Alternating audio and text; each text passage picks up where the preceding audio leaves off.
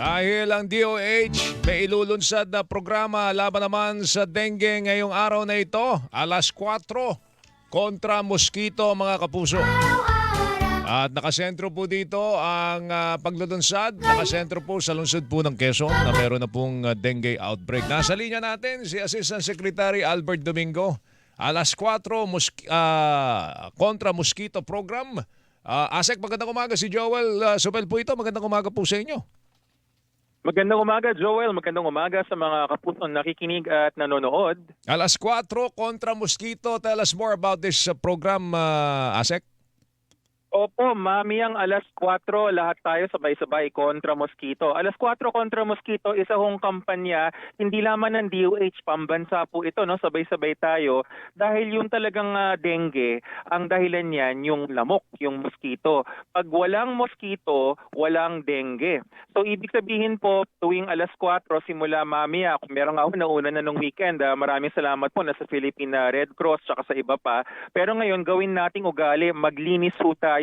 Yung mga lugar na pwedeng pag-ipunan ng tubig, itaob natin para siguradong hindi magkakaroon ng kitikite na mapupunta rin naman mamaya sa dengue. Okay, Asek, bakit alas 4? Ito ba yung tamang panahon para maglinis at nakikita ba natin dyan sa oras na yan yung, yung mga breeding site ng mga Alam mo, Joel, nakakatuwa, no? Pinag-usapan namin sa meeting yan. Merong maliit na debate. Anong oras ba natin ilalagay? Bigay ko ng pahapyaw yung mga pananaw, no? Nakakatuwa naman yung pananaw. Sabi, kasi ganito, ang scientific basis, yung Aedes aegypti, pangkaraniwan kumakagat yan mula alas 6 hanggang alas 9 ng umaga, 6 to 9. Tapos sa hapon, 3 o'clock ng hapon hanggang 6 o'clock. Ngayon, sabi ng mga sa DOH, yung mga opisyales, anong oras kaya natin ilalagay?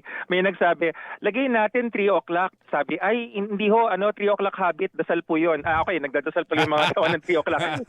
Lagay natin ng 5 o'clock. 5 o'clock naman, nag-uuwian na, nagko-commute na yung mga tao, paano maglilinis? So, ang naging consensus, linagay sa alas 4 para dun sa panahon kung saan masisira natin talaga yung pinakalungga ng mga lamok. At the same time, hindi pa nag-uuwian pero malapit nang umuwi yung mga tao. So wala naman masyado palang significance. Ang pinag-uusapan na lang natin yung tamang panahon kung kailan tayo dapat naglilinis. Tama ho ba, Asek? Correct. Actually, yung significance, Joel, is yung practicality. Kasi pagka-practical, kailangan siya maging habit eh. Hindi pwedeng one-off lang na parang, ay, para lang magpa-press release tayo, mag-ano tayo. Pero kailangan talaga yung piniin yung oras na practical sa lahat. Kasi alam nyo, pinag-usapan nga gawin nating noon time. Sabi naman ng mga tao, ang init, walang lalabas, walang magwawalis. So, in fact, in tradition, di ba, yung mga lolo't lola natin nagwawalis, usually mga early morning or late afternoon. Kaya alas 4. Okay.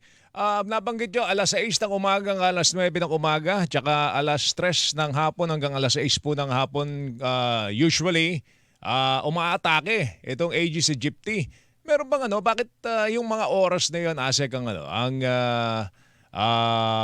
oras kung kailan ito nangangagat?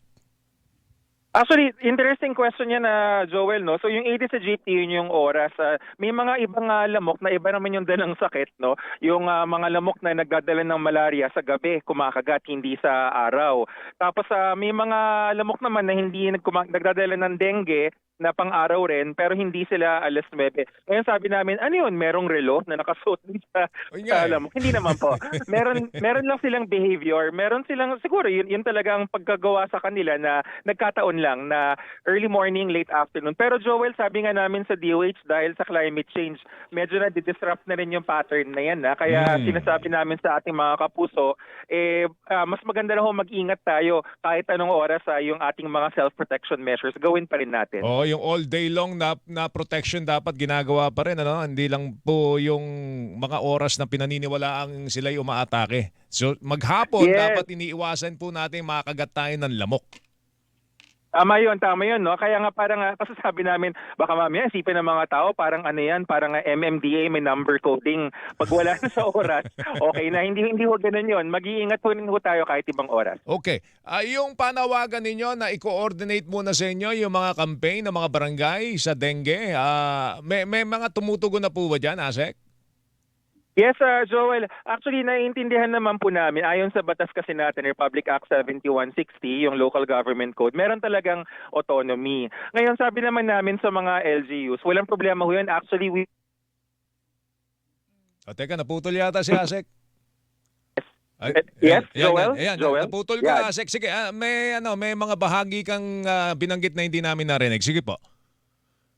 Sorry na mobile kasi. So yung ating batas nagbibigay ng autonomy sa ating local governments, no? At aming ini-encourage yung tinatawag na creativity, pagiging malikhain, basta ang kanyang kampanya dapat ay nakaugnay sa scientific basis. Ano yung scientific basis? Kung talagang masisira yung lungga ng lamok, okay yan. So yung mga cleanup drive, yung mga may nakita kaming kamakailan, no?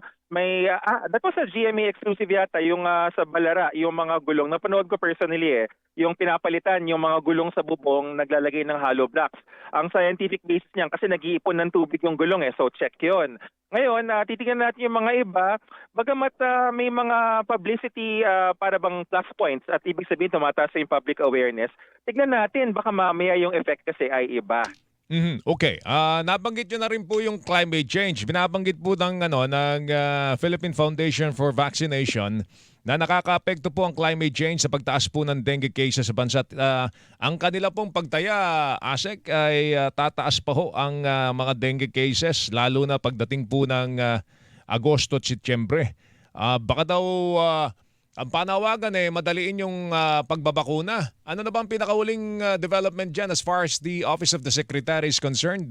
Meron na bang pagsilip muli doon sa pagtingin dito po sa bakuna laban po sa dengue dito po sa FDA? Yeah, Joel, may dalawang punto ako, no. Yung ikalawang punto, bibigyan kita ng update dun sa bakuna. Pero yung una, mawalang galang po, pero siguro dapat tignan natin yung sasabihin ng ating mga epidemiologists. Ang pagtaas ng bilang ng mga kaso, ang mga factors, yung mismong tao, yung sakit, at saka yung kapaligiran. Hindi naman ibig sabihin na tumaas na ngayon ay lalampas pa sa June kasi meron yung tinatawag na carrying capacity ang ating environment. But anyway, having said that, yung second point natin dun sa bakuna, meron kasi tayong prosesong sinusunod. Naririnig po namin, no, napakalakas ng panawagan at atin naman na pinapakinggan ng panawagan. Ngunit dapat tignan natin yung mga datos na sinasabi. Totoo, may mga bansa na nagpapayag na dun sa sinasabi nilang bakuna. Pero alam nyo ba, Joel, may mga bansa rin kung saan yung kumpanya na nag-aplika para sa bakunang yon ay winidraw, inatras nila yung kanilang application. Wala po kami sinasabi na may problem. Yes, sa Singapore and sa US, this is publicly documented, available sa mga websites ng US FDA saka ng Singapore Ministry of Health. Having said that po, as a dutiful regulator, hindi ho namin nakakausap ng FDA, binibigyan namin sila ng distansya para independent sila sa amin in this particular aspect, no? Pero kami mismo sa DOH, gusto naming malaman, ano kayang dahilan, bakit inatras yung aplikasyon dun sa Singapore at sa US. Yan yung mga bagay. Wala kami sinasabing may problema yung bakuna pero dapat sinasagot yan sa tamang proseso, tinakda ng batas sa FDA at wag na tayong dumaan sa public pressure kasi lalabas at lalabas sa publiko yung mga ganyang bagay. Okay. May mga bagong programa ang mga LGUs dito po sa paglaban po sa dengue. Sa Muntinlupa, oatmeal tsaka buko. Anong ginagawa nila rito, Ramir? Sa oatmeal tsaka buko, kinakain? Parang masarap yun Oatmeal tsaka buko daw po.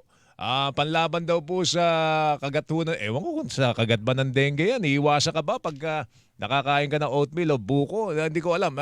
Siyempre, ang panawagan nyo pa rin, coordinated sa DOH ang mga campaign laban po sa lamok, Asek, no? Yes. Yes, importante yung coordination. Like I said earlier, okay po yung maging malikain tayo. No? Natutuwa rin kami dahil alam naman namin na maganda yung pakay. Pero importante ho kasi kunyari, hindi ko alam kung ano yung balita sa oatmeal ngayon ko lang narinig, pero humulaan ko lang, no? Kasi minsan, pag nagpupunta sa spa, nagpapahid ng oatmeal sa balat. Parang symptomatic relief. Ngayon, yung ganyan, yan po ay nakakatulong. Kung yun ang gamit yan po ay nakakatulong sa pag-ibsan ng pangangati. Pero hindi ho yan pumipigil dun sa paglipat ng virus at hindi rin yan pumipigil dun sa kagat ng lamok. So importante, dun pa rin tayo sa scientifically tested, yung mga insect repellents kasi meron talagang mga gamot yon yung mga lotion at mga spray na talagang ayaw lapitan ng lamok. lamok. So importante, check po natin, meron naman po tayong parang free na information sa DOH, saka yung mga mga cities and municipalities and provinces, meron din yung mga local health officers na kaugnay rin po namin. Ang pinapayo nga namin, Asek, siguro mga 2 to 3 days na may ubot sipon. Huwag nyo na hintayin pong magkalagnat yung bata. Dali na kaagad sa mga health center, sa mga ospital para ma-testing ka agad kung meron dengue yung bata o wala o yung tao. Tama ho bang panansya yun na Asek? At ano ba yung mga watch-outs na dapat nating malaman para ang ating mga kababayan ay makapaghanda at hindi na lumala ang kaso ng dengue do sa kanilang mga mahal sa buhay? Tama yun, Joel, no? Yung ikatlong S natin sa 4S, yung seek early consultation. At yaman lang rin kasi sa panahon ito, pagka umuulan-ulan, yung mga wild diseases, pwede kasing pare-pareho yung unang sintomas nila. So yung waterborne, yung influenza like yung malatrangkaso, yung leptospirosis, saka yung dengue, lahat niya may lagnat. Nag-iiba-iba lang minsan yung temperatura ng lagnat, yung dengue mataas po, 40 degrees pataas. Kaya sabi nga namin, actually tama naman yung 2 to 3 days, pero kahit first day pa lang, lalo na pagbata, tas mataas yung lagnat sa temperatura, 40 degrees, isanggunin nyo na po para ma-check natin kung dengue o hindi. Ano pa yung mga ibang simptomas? Pwede tayo may pananakit ng ulo, bahagya sa may likod ng mata, meron din na pagsusuka or pagduduwal, at pananakit ng katawan at pagpapantal. Yun pong pagdurugo sa gilagid o kaya yung pagka nag-iba yung kulay ng dumi, may dugo, medyo advanced stage na po yan ng dengue. Huwag nating antayin na ganon. Libre ho ang test. Ang PhilHealth nagtaas na ng benefit package. Ibig sabihin kung kayo po ay ma-ospital, 19,000 para sa mild, 47,000 para sa severe. Tapos pati yung emergency na hindi nila ina-admit, kino-cover din rin ng PhilHealth. So ginagawa po ng gobyerno lahat para magpakonsulta ng maaga. Yun Asek, salamat sa oras. Mag-ingat ka. Thank you. Maraming salamat po, Joel, at magandang umaga sa mga kapuso. Si Asek Albert Domingo, tagapagsalita ng Department of Health, mga kapuso. Melo del Prado sa Super Hilingan, walang pinoprotektahan.